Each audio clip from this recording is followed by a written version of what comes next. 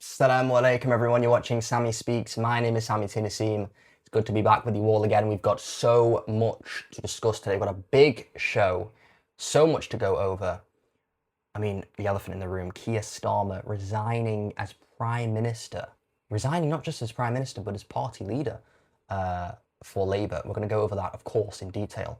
We're also today going to be going over a debate that I saw between Mohammed Hijab, who is, if you are not aware, is a British Muslim academic, I guess you could call him, and a Saudi nationalist, or at least that's how they're sort of describing him. I'm not all too familiar with this guy. So, I mean, that's all I can really describe him as. I'd like to be charitable with my description, but I don't know much about him. But the reason why I want to go over that, it did happen maybe even 2 weeks ago, even before our relaunch. But the reason why I want to go over this is that I think there's sort of subtopics that branch off from this discussion that I think is important and really is relevant to our show. Things like nationalism in Islam. I want to go over the Gulf rulers also. So we're going to go over all of that in our third topic today. What else are we going to be discussing? We are also today going to be discussing the US-Iran peace talks. The US-Iran peace talks, massive breakthroughs happening in Switzerland, or have happened in Switzerland in the first day or perhaps days of talks between the delegations, the US delegations, the Iranian delegations, mediated by Pakistan and Qatar. We're going to have a look at that. Featured story, of course, is Keir Starmer resigning as Prime Minister, party leader. We're going to have a look at that. So let's jump straight into that. All guns blazing, right? Keir Starmer has resigned as Prime Minister. A lot would say finally, right? Because we have been seeing reports for months that the members of the Labour Party really doing all they can to get Keir Starmer to resign, and Keir Starmer was just not budging. He was saying, "I want to stay, I want to stay." But the reality is that in UK politics, you know, people often say, "Well, we haven't had a resignation in US politics since Richard Nixon." UK politics is very different, right? It kind of like, it's inevitable, really. I mean, Sunak was actually quite, it was a rarity that he didn't have to resign. He called the general election and he went in grace, I guess you could say. Keir Starmer has went in disgrace, right? I mean, that's the reality of things. It's not looking good for him and his, I guess you could describe, legacy. There was no legacy whatsoever. So let's talk about what actually happened, and we'll actually go over who Keir Starmer really was. Monday morning, 9 a.m., Keir Starmer holds a press conference, and we'd already saw reports going into the week, even by President Donald Trump, saying that Keir Starmer was going to resign. So I think everyone was aware this was going to happen, but we had also had reports a few months back that he was going to do the same, and nothing really transpired. So, you know, we didn't really know what was true until it actually happened. But the funny thing is that Trump confirmed that Starmer was resigning before Starmer confirmed that he was resigning, which is quite humorous, I must say. But yeah, he gets up there on his during his press conference, and essentially he has this long-winded speech, and by the end of it, I don't know, they're saying that he got emotional. I'm sorry to say, I mean, emotional Keir Starmer, he's been horrendous for the country in terms of what he sort of represents across the globe when he goes to these summits, when he goes to these events. I mean, he's so, like, body language wise, he's so weak and just really stale. I'm sorry to say, like, even with a leader like Trump, I mean, Trump's not great, but at least, like, he has a bit of star power. I mean, Starmer, not that guy whatsoever. But even if he isn't that guy, he isn't a charismatic individual, you know, perhaps he would have good policy, and the policy was not there either. Who really was Keir Starmer? Keir Starmer was not a friend of ours. I know he tried to claim and tried to essentially sort of pretend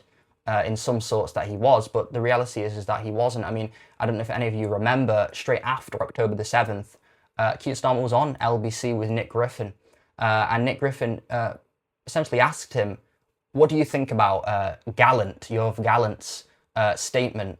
Yoav Gallant, the former defense minister in Israel. What do you think about his statement? Not the fact that he called the Gazans human animals, but the fact that he said that we're not going to allow food in, we're not going to allow electricity in, we're not going to allow water in, right? We're not going to allow any of this, and it's going to be a siege, essentially. And Keir Starmer said that they have that right, right? Nick Griffin said, you know, do they have that right? Keir Starmer said they have that right, okay? So, I mean, this, I'm sorry to say, he has been no friend of ours. He's actually been a friend of Israel, right? He's been a part of the Friends of Israel in the UK. So, yeah, I mean, he was a barrister, I believe, before he was Prime Minister, but he was no friend of ours. His policy, quite frankly, wasn't great whatsoever. From all, so I mean, this is the problem, right? This is the problem. When you try to please everyone, you end up pleasing no one, and this is precisely the definition of that statement. Is Keir Starmer? Keir Starmer tried to please everyone. He tried to throw in, you know, slightly right-wing sentiment, even in his resignation speech when he talks about these asylum hotels and immigration and getting net immigration down or net migration down. So he even alluded to this, but then he also tries to talk about you know, left-wing policies too. And this is the problem. You have to pick a side, my friend. He's in a Labour Party. He's in a left-wing party. He moved it, you know, to the right. So the left-wing people aren't going to like him. The left-wing advocates aren't going to like him. And the advocates for the right-wing are obviously, I mean, we saw the rallies, right? And what are they calling Starmer? I think we all know the answer to that question.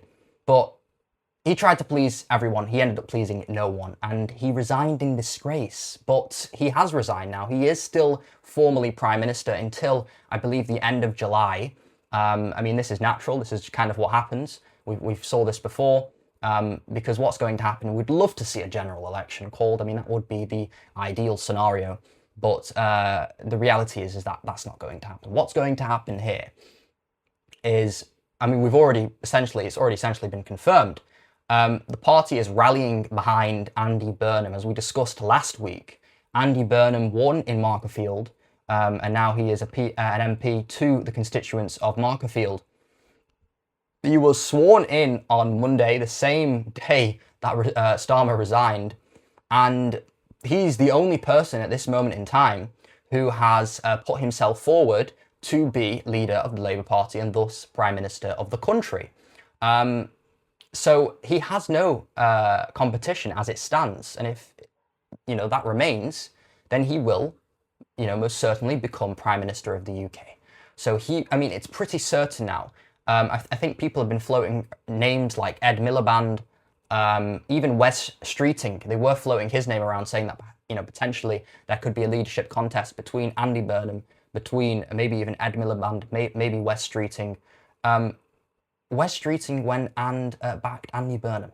So it essentially takes his name out of the conversation. Ed Miliband, I mean, he's already been leader of the Labour Party, so that's just not going to happen. I mean, it can happen, but it's just unlikely. So what are we going to see here? What's the future of the country? I'd love to say that, I mean, I would have rather Starmer called a general election and resigned. I think that would have been better. But I think he still, you know, has loyalty to the party. And he has a lot of people in the party that he has to please, even if he's not leader of the party or Prime Minister of the country. What do we see going forward? It's almost certain that Andy Burnham will become Prime Minister towards the end of July. I think it perhaps will be the 17th of July, I read, when he becomes leader of the Labour Party, and then he will be sworn in as Prime Minister. He'll be confirmed by the King on the 20th of July, which I believe is a Monday.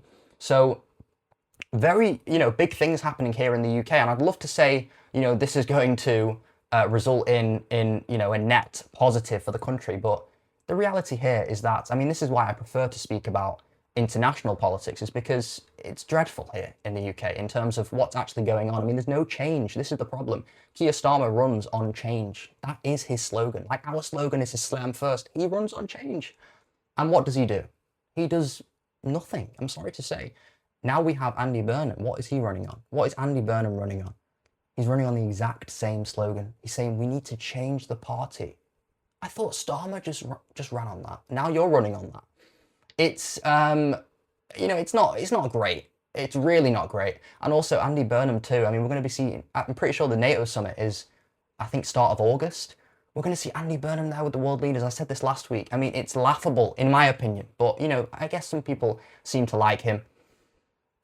That's the future. The future of the country, for the moment, is Andy Burnham until he calls a general election, which could be the latest in 2029. Think about that. Oh, my goodness. 3 years of Andy Burnham. Not great. Not great. But it is what it is, right? We'll see what happens. All I will say on that is Andy Burnham is seen to be a lot more left-wing than Starmer. So maybe it'll move in the direction of more left-wing politics. But that's just only going to anger the other side. So we'll see what happens, right? We'll see what happens. What else? What else? So second topic, right? So the US-Iran peace talks. So there's been some peace talks happening between the United States and between Iran. So we've had some peace talks. I believe they started on Sunday, maybe even Monday, in I think it was Switzerland. So Switzerland, there were peace talks happening between the United States and Iran, facilitated by the Pakistanis and Qatar. So what actually transpired there? Because there were a lot of mixed reports going in.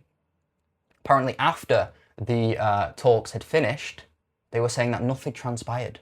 Nothing transpired from the peace talks, and it was a complete waste of time, or at least day one was a waste of time. We were going into these peace talks having a deal. We had a memorandum of understanding, which we discussed last week on the show. And, you know, that was meant to be a sort of a reset for the two countries, you know, a new beginning that they can actually come to an agreement. But the reports were saying otherwise. The reports were saying that there was no agreement, that there were some reports even saying that the Iranian delegation, you know, didn't even shake JD Vance's hand. They didn't even shake JD Vance's hand. And that the Iranians said that they read, it might have even been a Truth Social, think about this is the president we're dealing with, where he threatened the Iranians again. He threatened that he was going to bomb the Iranians again. And apparently that upset the Iranians so much that they wouldn't even you know, negotiate that day or be within the peace talks that day as sort of a mode of leverage or whatever it is. And apparently all those reports seemed to be incorrect, because JD Vance had a press conference later that day where he said that there was actually some success in the peace talks and that the Iranians had agreed to IAEA inspections, right? The International Atomic Energy Agency, they had agreed to inspections by them, right? Now, they thought they tricked us, right? Vance thought he tricked us. You know, the funniest thing about this is that a lot of people are saying, oh my goodness, this is such a success, this is great, you know, it's moving forward. I think Trump Jr. said that, Trump's son. He was like, oh, this is great, screw the haters, screw all the people, the panickers, and, you know, the ones that are saying that these peace talks went horrible. I'm sorry to say, my friend, the IAEA inspections were literally in the JCPOA. The JCPOA, Obama's nuclear deal, had IAEA inspections, right? In fact, Iran had agreed and had signed to be a member of the IAEA in 1958, right? 1958, think about this. 1958, during the Shah's run, Iran had agreed to nuclear inspections, right? And in 1970, they agreed to be a part of the Non-Proliferation Treaty, the Nuclear Non-Proliferation Treaty. They ratified that. So, I mean, what is this? It's like, oh, we tore something up, which Trump did in 2018. We tore this up, and now we've got it back again. Like, I'm sorry to say, what are these arguments here? So they're celebrating a success that they already had. The previous administration, Obama's administration, already had. So they're saying we have IAEA inspections when the Iranians had already agreed to that. I mean, the reality here, right? It's a slight tangent, but the reality here is that Iran never had a nuclear weapon. Iran has never had a nuclear weapon. And, you know, some people would push back and say, yeah, duh, we know that. But they're close to a nuclear weapon, right? They're close to developing a nuclear weapon. And even then, I mean, there's so much to argue against that. The DNI, Director of National Intelligence, Tulsi Gabbard, to the Trump administration last March said during the annual threat assessment in Congress that Iran had not reconstituted their nuclear weapons program since at least the early 2000s. She works for Trump. She doesn't work for Trump any longer. She's been, well, I don't know if she's been fired, but she's resigned from her position. But she said last March, clearly, like I said, in Congress, that Iran had not reconstituted their nuclear weapons program. The Ayatollah, not the now Ayatollah, the then Ayatollah, who Israel killed a few months back, he said, he issued a fatwa, an Islamic ruling, essentially saying that nuclear weapons are not halal, are not permissible in Islam, so therefore they will not sort of develop them. He issued that in 2003 and later confirmed it. The delegates confirmed it in 2005, right? In Austria, Vienna, during an IAEA meeting, right? So the reality here is that we're celebrating something that we already had. The United States is celebrating something they already had, right? They had IAEA inspections under Obama's Joint Comprehensive Plan of Action, under his nuclear deal, right? And the right wing will say, oh, well, it had sunset clauses and, oh, this and this, such and such. The sunset clauses expired in 2030, right? So essentially, Iran could enrich uranium up to the civilian use threshold of 3.67% after 2030. We're not even in 2030. So why are we talking about this? Trump tore it up in 2018, almost a decade ago. So whatever side you try to argue this from, I mean, you're getting smashed every single time. I'm sorry to say, it is really bad that we've had a deal last week, which is essentially it's essentially like a written concession, just concession after concession after concession. We're going to give you this. We're going to give you $300 billion in reparations. We're going to give you $12 billion in frozen assets. We're going to give you such and such. We're going to end your blockade. We're going to do this. We're going to do that. We're going to give you this. We're going to give you that. It's just win after win after win for the Iranians, right? The Iranians never had a nuclear weapon.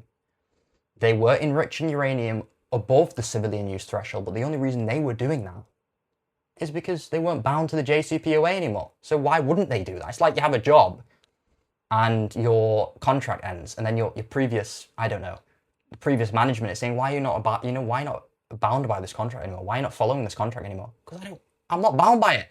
So they started enriching above the civilian use threshold. Some were saying to, I don't know, 60, 70%, which is quite high, but they can do what they want. They're not bound to an agreement no more because Trump tore it up at the behest of the Israelis, at the behest of the Israeli lobby, at the behest of Benjamin Netanyahu and his cabinet ministers and Sheldon Adelson and now Miriam Adelson. I mean, it's really, really bad for the Trump administration. I know they're trying to disguise this as a massive W. It is a massive L. It's a big, big loss for the Trump administration. But nevertheless, at least they've got IAEA inspections. And the reality is, by the end of this, they probably will have a deal similar to the JCPOA. The war is essentially over now. I'd be struck if it started again. No pun intended. I'd be struck if it started again. I'd be surprised. But who knows, right? I mean, I think the only scenario where it could start again is if Lebanon is continued to be bombed and bombarded by the Israelis.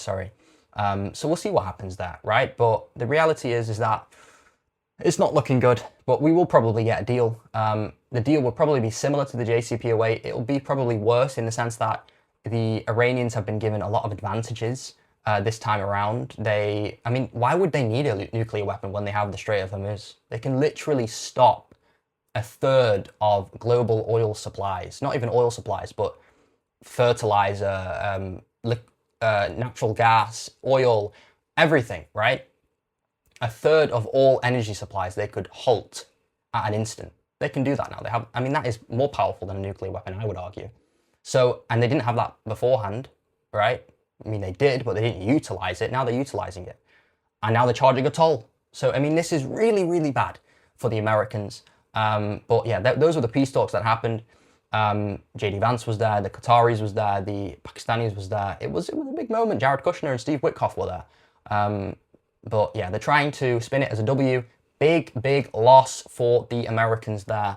But what's new? They've been taking loss after loss since February, since the war started, and even before that, some people would argue. Right.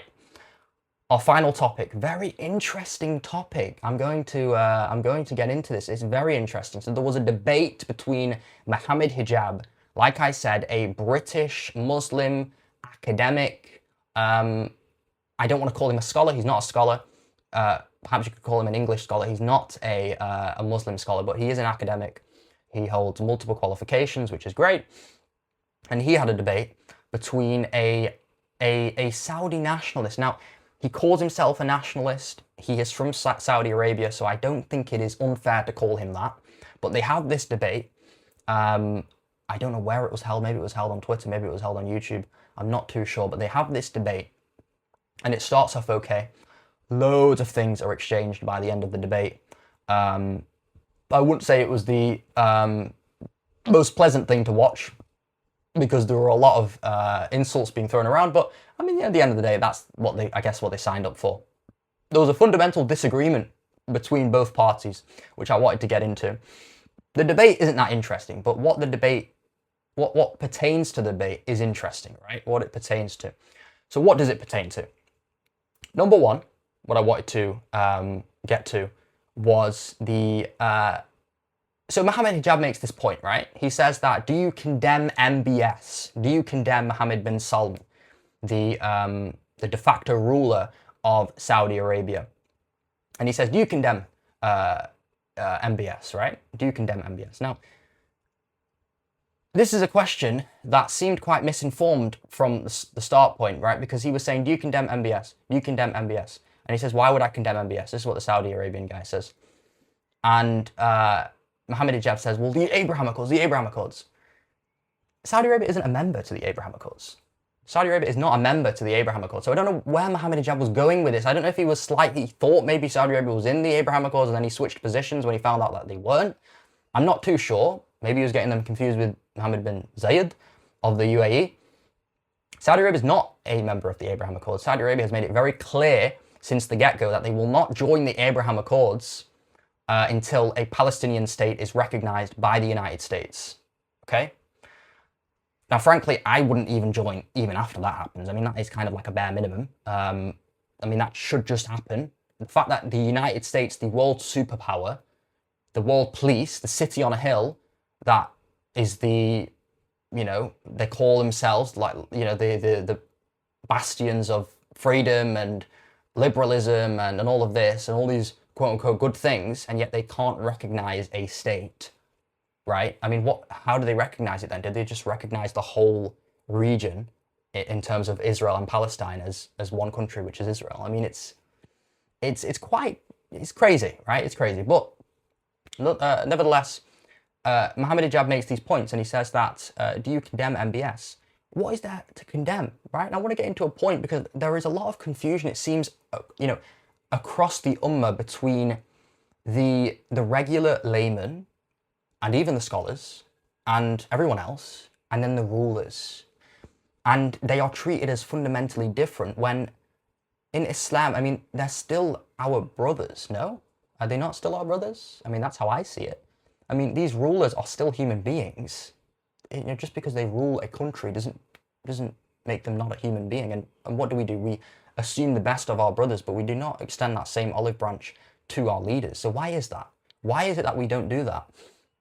Now, the reality is the Gulf is not a monolith. The Gulf leaders are not all the same. They all have different perspectives, all different foreign policy. Some would argue that the UAE is a bit more hawkish and a bit more aligned, maybe, with Israel, maybe, because a lot of those reports are coming not from Muslim publications, but places like the New York Times, the Washington Post, the Wall Street Journal, American publications. So we don't know if we can really trust what's being said there. But nevertheless, they are all different. Mohammed bin Zayed, Tamim bin Hamad, Mohammed bin Salman, all very different leaders with very different positions. So you can't really judge them. I mean, people often say, well, do you takfir the Gulf leaders? I'm like, first of all, what is that question? And then second of all, they're not, like I said, they're not a monolith. So it's like, what, we're going to go to court, we're just going to takfir them, either that none of them are going to be takfired or all of them are going to be takfired. It's a strange position. I'm not going to lie, but so why are we not extending the same olive branch to our Muslim rulers, right? And also, people make the argument, well, it's not my Muslim ruler. I mean, what is this? Come on, guys. We've become very liberal in our ways of looking at these countries. You know, oh, they're rich, oh, they're successful, oh, they're prosperous, oh, they're doing well, and therefore they're bad. I mean, it's a strange position. I'm not going to lie, and it seems like Mohammed Hijab is kind of being pushed into a corner that he may not even believe in. I do assume the best of him, but he has been saying some crazy things at the moment, and it's not to say that I'm on the side of the Saudi nationalist. They're calling him a nationalist. I don't think nationalism is always bad. I mean, we spoke about this on the show before, about nationalism and, you know, its place in Islam. We are very clear that it is Islam first, and I know everyone that watches this and everyone that I know will agree with me that Islam first is very much the position. But that's not to say that you can't also be, I guess, sort of nationalistic in the sense that you respect the country in which you were born in. Like, in the sense that I am perhaps nationalistic, in the sense that I'm born in England, I respect the rules of England. Am I proud to be English? Well, I like certain things about the country. I like the fact that I can practice my religion. That doesn't mean I think liberalism should be the position in which you govern, right? It should be the format in which you govern, but at least it gives us a way to practice our religion in the West, right? Where we have liberal democracies, where we have freedom of speech, freedom of religious worship.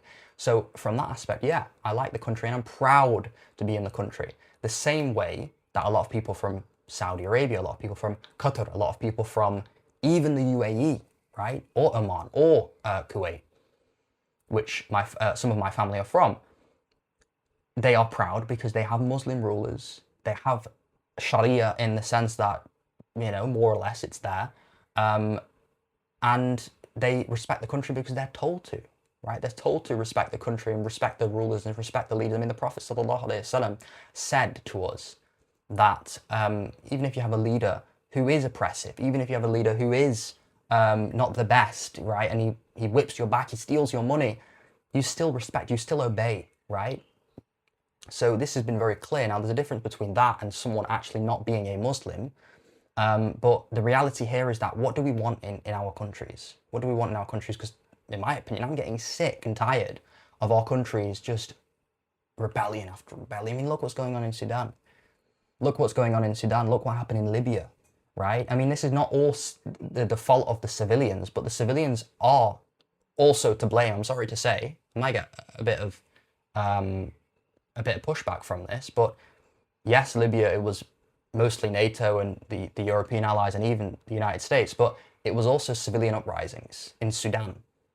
Omar al-Bashir uprising over his reign, right? And he was unjust. They call him unjust. Again, I don't know enough to comment, but they call him unjust, and I don't know, perhaps he was so unjust and so bad, maybe he even said things that took him out the fold of Islam. In that situation, yeah, I guess it would be permissible to overthrow, but I feel like we're just doing it for the fun of the game. I mean, it's not to be done. We're supposed to have order, especially from my stance. I mean, like I said, I mean, as you would all know, I'm interested in politics as a whole, of course, and I am naturally more conservative, right? I want order, I want stability, I want law and order, I want a consistent and orderly society. But when we're having overthrowing after overthrowing, oh, this happened, that happened, like, this is why I quite like the Gulf as a whole, right? Is because it's orderly, it's safe, it's prosperous at this moment in time. They're doing well. Allahumma barik to them. So yeah, I know I don't know where I sit on this debate, because I think there's a nuanced take. There's a middle ground. Seems like Mohammed Hijab is arguing from this position. Saudi nationalist is over here. Yes, we can do that in politics because it's fun. But when we're talking about Islam, there's a good middle ground, and that is we have rulers, respect the rulers, so long as they are still Muslim, of course. But it's not our job for them to take them out the fold of Islam. We're not jurists, we're not scholars, we're not this and that. So yeah, it's an interesting one. It was an interesting debate, and we've gone over the Gulf leaders, we've gone over nationalism. Does nationalism have a place in Islam? What do you think? I think it does. I mean, kind of, right? I think it can also be quite evil if it's pushed to, an extreme. But yeah, I think it can be good too. So it's an interesting discussion. It's an interesting conversation. We've gone over a lot today. We've gone over so much. It's been a big show. We've gone over Keir Starmer's resignation. We've gone over the peace talks happening between the United States and Iran, and we've gone over this debate between Mohammed Hijab and this Saudi nationalist. There's a good middle ground that we can find from this. Islam first is the middle ground. Islam always has to be first. And if you're in the country, then, and it's a Muslim country, or it's a country that's advantageous to you and your position and your beliefs, then respect it, right? You could perhaps even call yourself proud to be a member of that country. But fantastic show. We've gone over a lot today. I'll see you next Sunday. Thank you all very much for watching. Until then, have a great rest of your day. I've been Sami T. Naseem. Assalamu alaikum.